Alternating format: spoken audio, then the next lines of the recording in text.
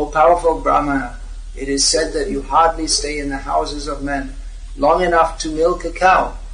Purport: saints and sages in the renounced order of life go to the houses of the householders at the time they milk the cows early in the morning and ask some quantity of milk for subsistence.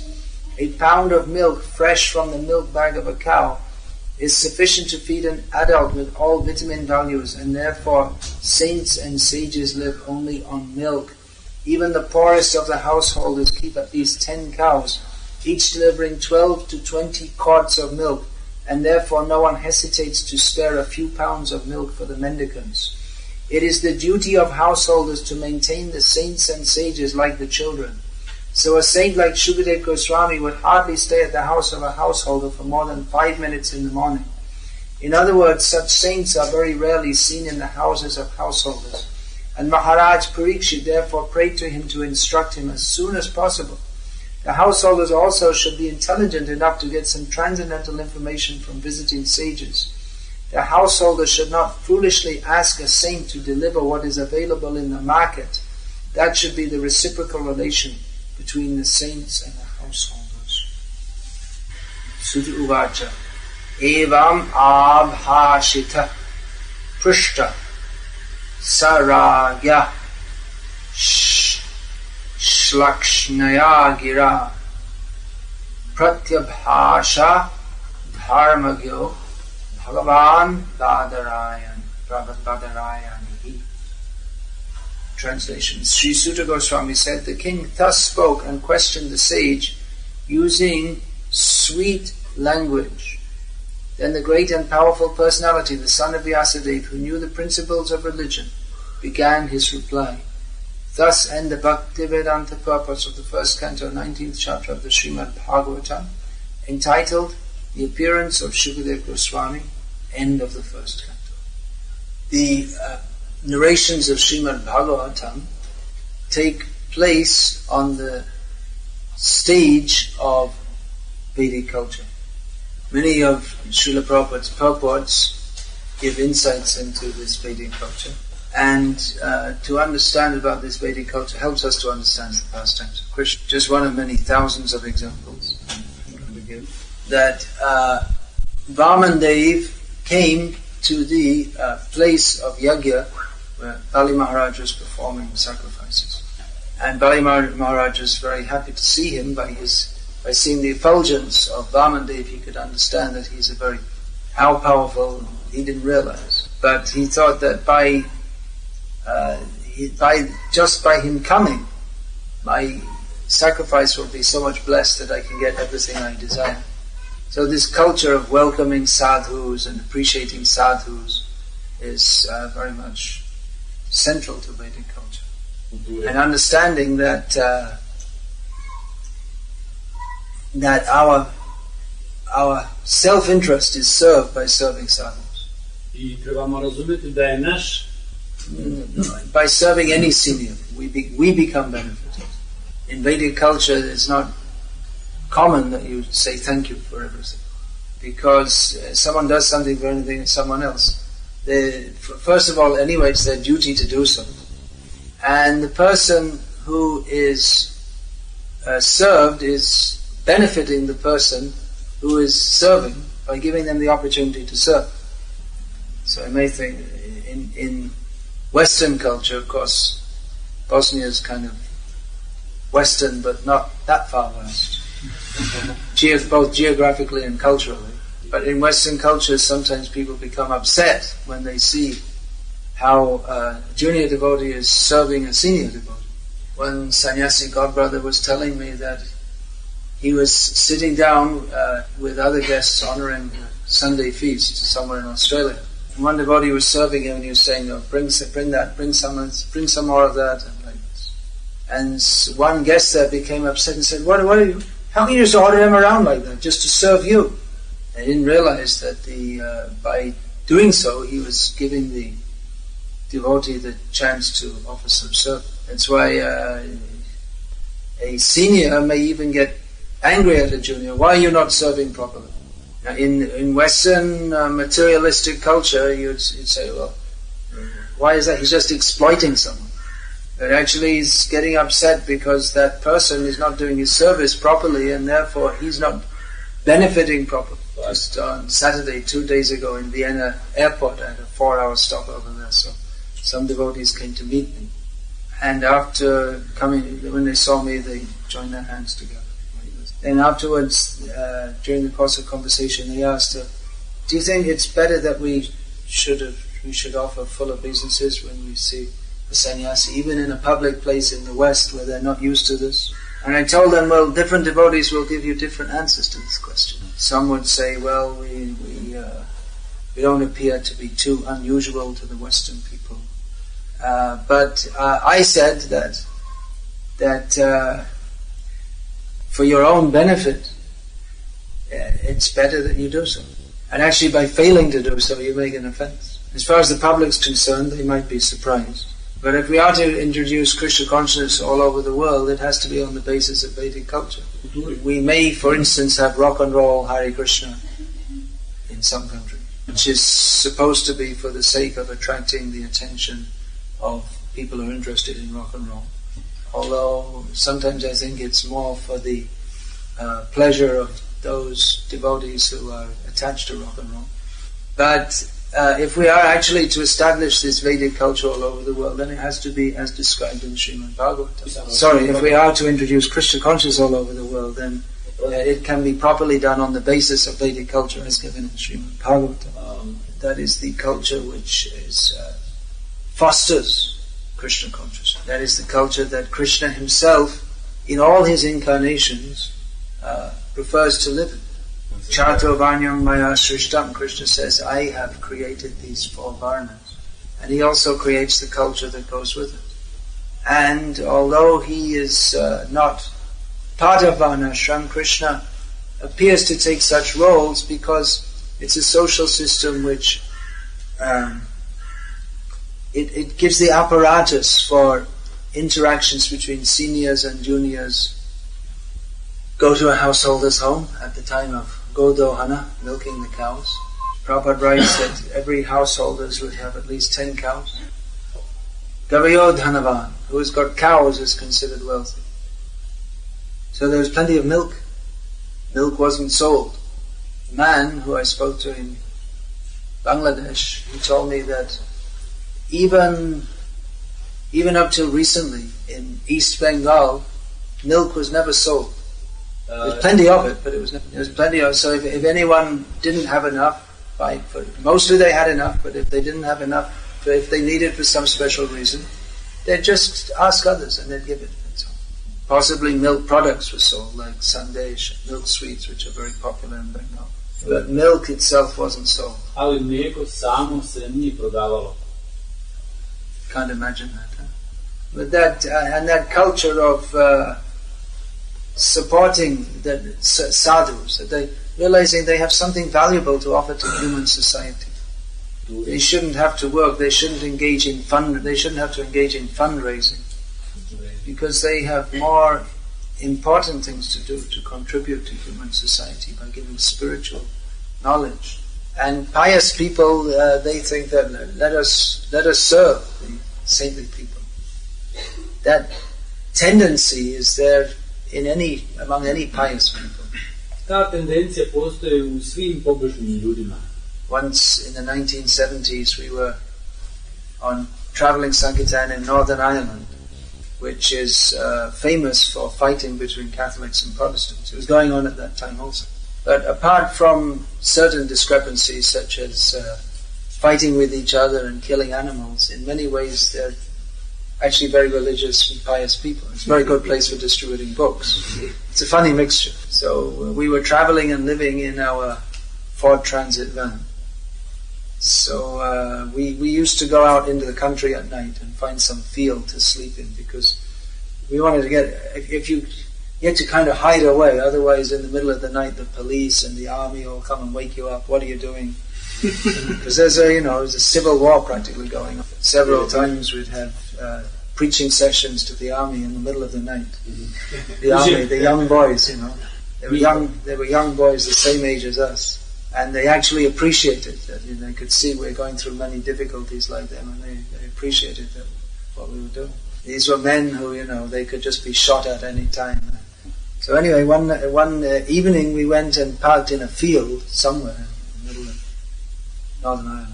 And some young boys, farmers' sons, came and said, "What are you doing?" So then we explained we're traveling monks and we're distributing spiritual literatures. And half an hour later they went away and they came back, and they came back with their families and all, piles of food, meat sandwiches and all kinds of stuff. They didn't get the point that we were vegetarian, but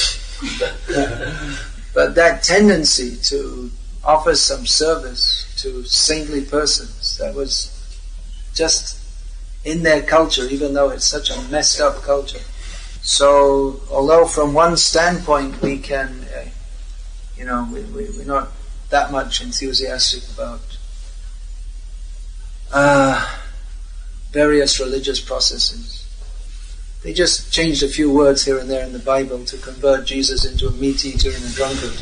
I mean, they didn't change it very much, but it just meant that the whole Christian world became meat eaters and drunkards in the name of Jesus, who wasn't a meat eater or a drunkard. And of course they have some very strange ideas, just like God died for 3 days. And the all-merciful God who loves us so much, if you don't believe in Him, or if you don't believe exactly in Jesus, then out of His tremendous love He burns you in hell forever. So they got their theology a little bit screwed up here and there. But nevertheless, it's still that there is some idea of God and a supreme power, and you have to obey Him. The basic things are there. And therefore it's much better than the atheism that goes along with communism, or the skepticism that goes along with just like Rousseau and Comte and, mostly all French, Swiss philosophers. I mean, they're not the only ones who are skeptics, but they seem to have a bigger share, and they have more skeptics. Or the atheism of the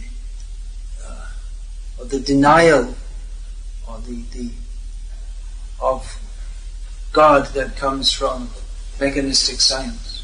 So, nevertheless, this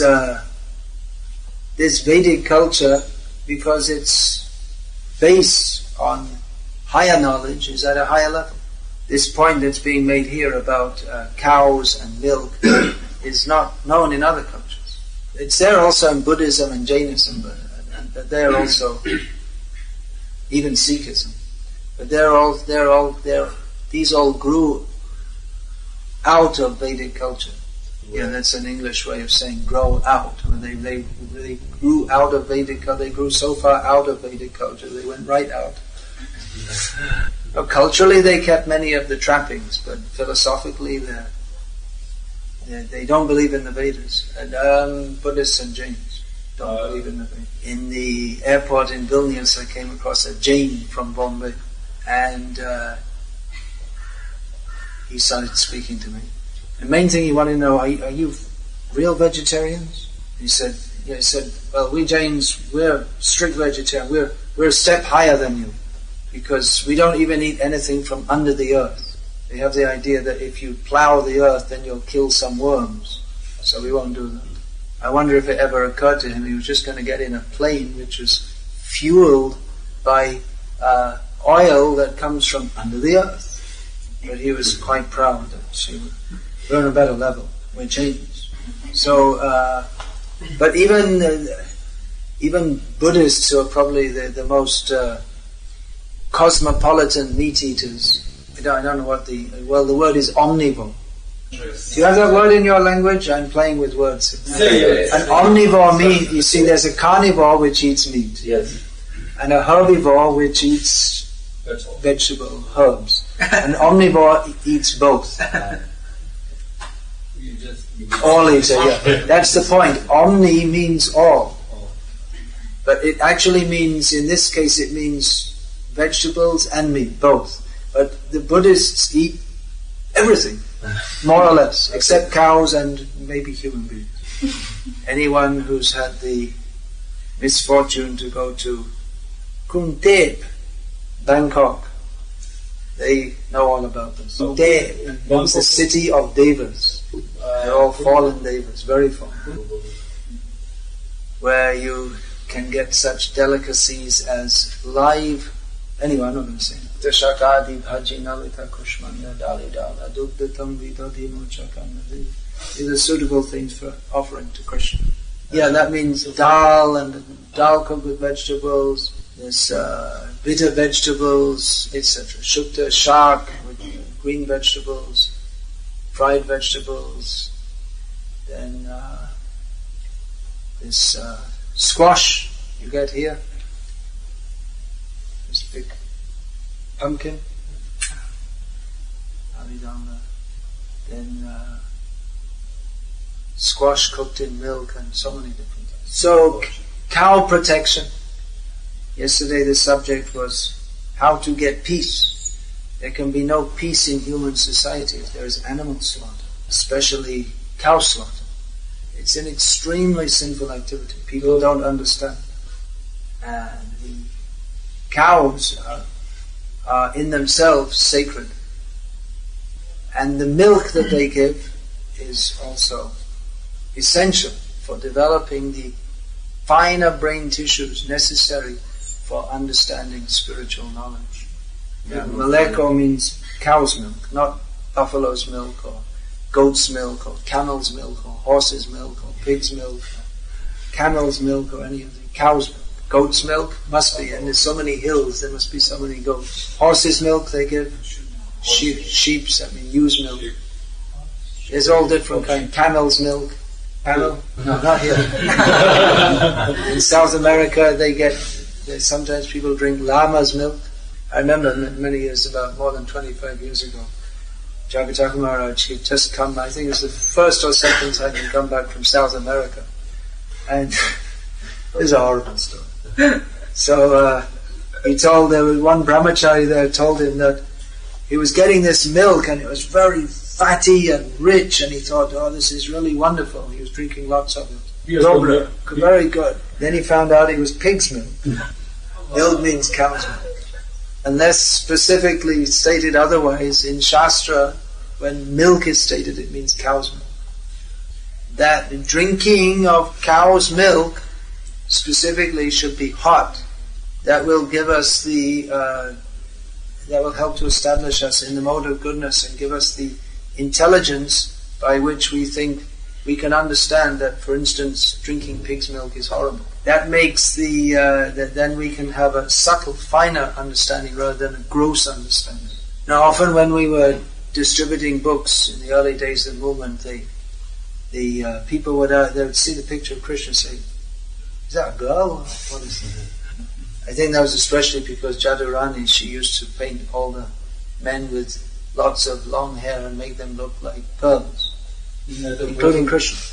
So one devotee, he painted Krishna with big muscle, just to make the point. This is definitely male. Although nowadays you couldn't tell because they have women weightlifting championships and everything. You get men who are dressing like women and women trying to be like men, and it's kind of, I think people aren't drinking hot milk. So Prabhupada saw this and he said, not like that. Prabhupada brought a picture from India of beautiful baby Krishna. When you see babies, they're generally a little fat, aren't they? I was looking for the sample, but anyway, we all know what babies look like. So very soft looking and sweet. So Prabhupada pointed out the picture of the so-called Krishna bulging with muscles. And he said, this is the concept of beauty according to the meat eaters. And pointed at the Indian picture of Krishna and said, this is the concept of beauty according to the milk drinkers. So this all the facets of Vedic culture are set up to help people become Krishna conscious and to acclimatize and accustomize ourselves to live in the culture that Krishna lives in. And although this material world is a perverted reflection of the spiritual world, even in this material world, if we follow that Vedic culture, we'll find that it is the best culture for living as sanely as possible in this crazy world. Therefore, Prabhupada wanted to introduce this culture, philosophy and practice of Krishna consciousness. When Prabhupada first brought his Western disciples to his Western disciples to India, Indian people were shocked. Many were very happily surprised that they were chanting Hare Krishna. Others were shocked in other ways that, well, how can these Westerners become Hindus? And many people doubted that they're not real devotees. Because even though they're wearing tilak and they're chanting Hare Krishna, they don't behave like sadhus. They do all kinds of things which sadhus could never do, such as going out to standing at the cold drink bar in public and drinking cold drinks, riding in a rickshaw with a woman, getting into fights in public, eating with their left hand, and on and on and on and on and on. So people doubted that these aren't real sadhus. Prabhupada defended them. Yes, they are sadhus. They still have to learn the culture. But even though you Hindus by birth, as they would proudly call themselves, you know all these cultural features, but you're not as dedicated to Krishna as these people are. So the Hindus by birth had the culture by birth, but they didn't get the point, which is of how to fully surrender to Krishna. If one is fully surrendered to Krishna, then certainly he should learn and live by the culture that Krishna lives by. I was just saying to Sridhar yesterday that within the first 10 minutes of coming in this temple, I could write a whole book on all the things that you should do in the proper way. In fact, I have written a whole big book on so many different facets of Vedic culture. Present one copy, but then it's the same everywhere. That's why I have to publish the book. Be clean to serve the Lord. I'm clean. There's no dirt. But cleanliness is not just at the gross level, but at this more subtle level also. I'll just give one example. Board. Okay, exhibit number 1. Has anyone got any suggestions? What is being revealed here? Well, if that water is contaminated, but it's supposed to be clean, right? And when you blow the conch, you pour water to clean it, right? If you put it vertically, it's all going to drop down into that and contaminate it all. This contaminated water pot. Keep away from everything. There are many, many, many points like this. How just like for instance, we don't sit above the Srimad Bhagavatam. Many hundreds of points which help to always instill in us how we're doing everything for Krishna. That's why only Brahmanas serve the deities. Those who are not Brahmanas, in no tradition, even demigod worship, there's only Brahmanas can serve the deities. Brahmana means who has got spiritual knowledge, so he knows why he's doing what he's doing. And he's also supposed to know what he's doing. It's not just, get on the altar and wave a few things around for a few minutes. So anyway, this is too big a topic to head into the Srimad Bhagavatam class. Just giving dig darshan, a little indication. So the point that the culture is important, but even more important than that is the proper understanding of what the culture. Because this culture is valuable for helping us to cultivate the proper understanding.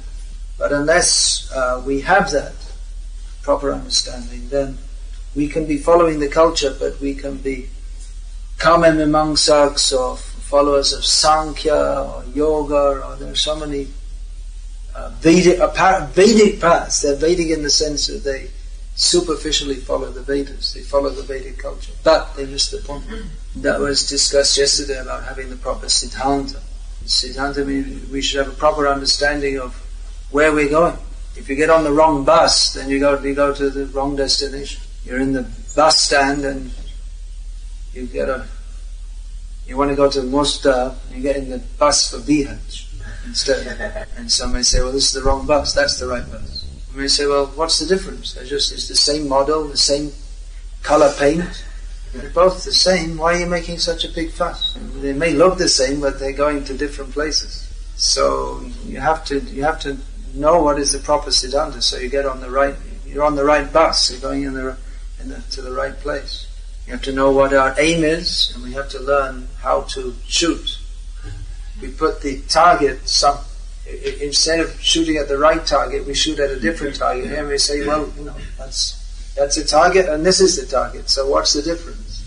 And the difference is that one is the target of pure devotional service to Krishna is different to that of mixed devotion. It may look the same, but it's not the same. And we have to know how to take aim and fire properly. So therefore it's necessary to understand proper siddhanta. Otherwise, even if we do all the same things, but if we don't have the proper understanding, we'll go to a different place. Those who have clear understanding that we are the servants of Krishna, we only have to serve Krishna, and how they will be satatam kirtayanto mang yatantas chaturdaprataha. They will be always endeavoring very strongly how to become Krishna conscious. They'll always be very strongly endeavoring to become. But those who have not properly understood or not surrendered to the process of Krishna consciousness, they will always want to try and make it easier or compromised with material life. And those who are serious, who have actually understood what is Krishna consciousness, they'll always be trying to make more and more effort in Krishna consciousness. And others will try to cut corners, as the English saying.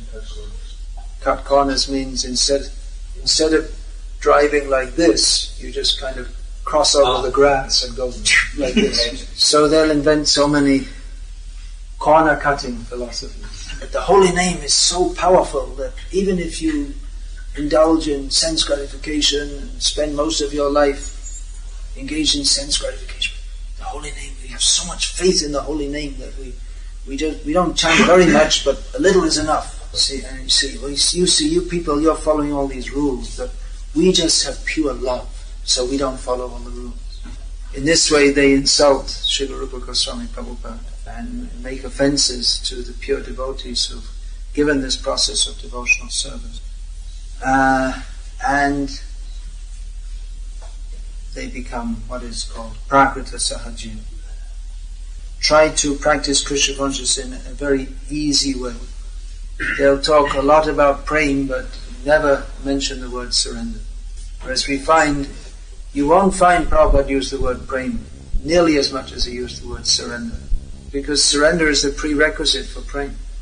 And if we surrender to Krishna, then praying will develop naturally in due course. But if we simply talk of praying without any sincere endeavor to surrender to Krishna by giving up sense gratification and doing everything for his pleasure, then we will simply imitate praying. We will never get actual. Is there any question? No question. Alright, to the end of the first canto.